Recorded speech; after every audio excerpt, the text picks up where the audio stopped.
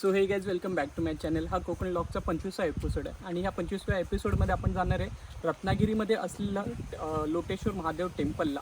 आणि हे मंदिर खूप फेमस आहे रत्नागिरीमध्ये आणि त्या कुठल्या गोष्टींसाठी फेमस आहे आणि ते का फेमस आहे हे आपण सगळं दाखवणार आहे या ब्लॉगमध्ये. तर हा ब्लॉग तुम्ही शेवटपर्यंत नक्की बघा.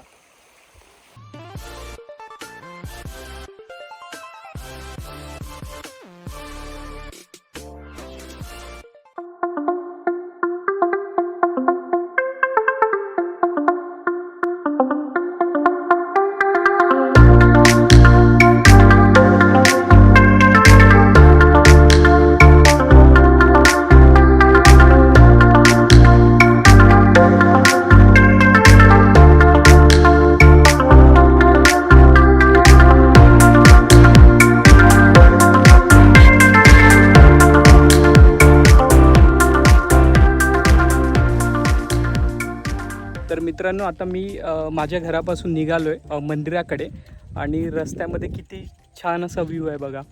पूर्ण रस्ता मोकळा.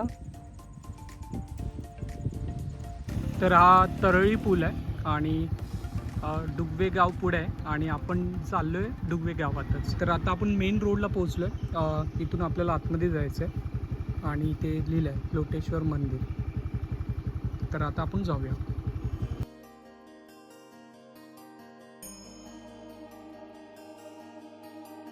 तर मित्रांनो, आपण फायनली पोचलो आहे. हे मेन प्रवेशद्वार आहे, तिथून आपल्याला आतमध्ये जायचं आहे.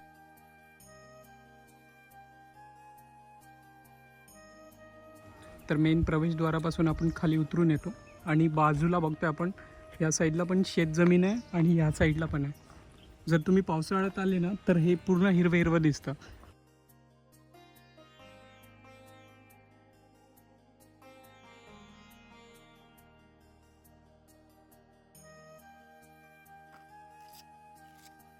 तर मंदिराकडे जाण्यासाठी दोन रस्ते आहेत. एक इकडून आहे आणि एक खालून आहे. जेव्हा पावसाळ्यामध्ये पाणी जास्त असतं तेव्हा मोस्टली ह्या रस्त्याने जातात इथून त्या ब्रिजवरून, आणि जेव्हा पाणी कमी असतं तेव्हा तुम्ही खालूनही जाऊ शकता. तसे दोन पर्याय आहेत. तर मित्रांनो, या मंदिराची एक आख्यायिका आहे. सध्या असलेल्या मंदिरा ठिकाणी घनदाट जंगल होते. गावामध्ये एक ब्राह्मण राहत होता. त्या ब्राह्मणाकडे गाय, बैल असे वेगवेगळे जनावरे होते. ते सांभाळण्यासाठी त्यांनी एक गुराखी ठेवला होता. तो रोज त्यांना जंगलामध्ये चरण्यासाठी घेऊन येत असे आणि त्यातील एक गाय गुराख्याची नजर चुकून येथे येत असे.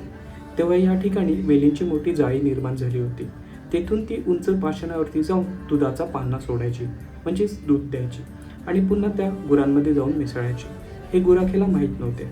घरी गाय दूध देत नसल्यामुळे ब्राह्मणाला त्या गुराख्यावरती संशय होता. एके दिवशी गुराख्याने हा सर्व प्रकार पाहून ब्राह्मणाला सांगितले. हे ऐकून ब्राह्मणाला क्रोध आवरेना. त्याने हातामध्ये कोयती घेऊन येथे असलेल्या वेलींच्या अडकलेल्या भागावरती आघात केला. त्याच वेळी वेलींची दोर तुटून तिथे शिवलिंग दिसले. त्या आघातामुळे शिवलिंगावरती छेद झाला. सदर प्रकार गावामध्ये हळूहळू समजला आणि गावकरी या ठिकाणी येऊन जमा झाले. त्यांनी देवासमोर लोटांगणे घातले. जेव्हा शिवलिंग दिसले तो पौष महिन्यातील सोमवार होता आणि हळूहळू पुढे जाऊन या मंदिराचा जीर्णोद्धार झाला. जेव्हा मंदिराचा जीर्णोद्धार झाला तेव्हा शिवलिंगावरती धातूचे आवरण चढवण्यात आले. त्यामुळे ब्राह्मणाच्या हातून झालेला आघात आज दिसून येत नाही. पुढे जाऊन हे मंदिर लोटेश्वर महादेव मंदिर या नावाने प्रसिद्ध झाले. रत्नागिरीमध्ये असलेल्या प्रसिद्ध मंदिरांपैकी हे एक मंदिर आहे. तुम्ही इथे नक्की भेट द्या. येथील वातावरण तुम्हाला मंत्रमुग्ध करून जाईल. शांत वाहणारा झरा आणि येथील असलेले जंगल खूप शांतता देते. तर तुम्ही या मंदिराला नक्की भेट द्या. पावसाळ्यामध्ये या नदीला खूप सारे पाणी असते, पण त्या पाण्याच्या प्रवाहाचा असर या पाषाणावरती किंचितही दिसून येत नाही. कित्येक वर्ष हा पाषाण बिना कुठल्या आधारे असाच उभा आहे. कदाचित महादेवाचीच ही कृपा असावी.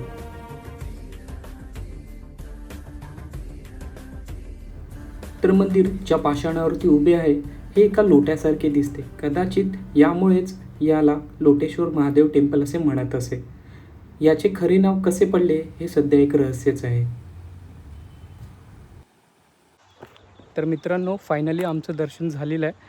आता मी परतीच्या प्रवासाला निघालो आहे. 30 ते 35 किलोमीटर मला पुन्हा जायचं आहे आणि हे रत्नागिरीमधलं खूप फेमस असं मंदिर आहे. जर तुम्ही रत्नागिरीमध्ये कधी याल तर ह्या मंदिराला नक्की भेट द्या. या मंदिराचा मॅप आणि इकडचा सगळं डिटेल्स ॲड्रेस मी डिस्क्रिप्शन बॉक्समध्ये देईल. प्लस इथं स्क्रीनवरती सुद्धा इकडचा ॲड्रेस असेल.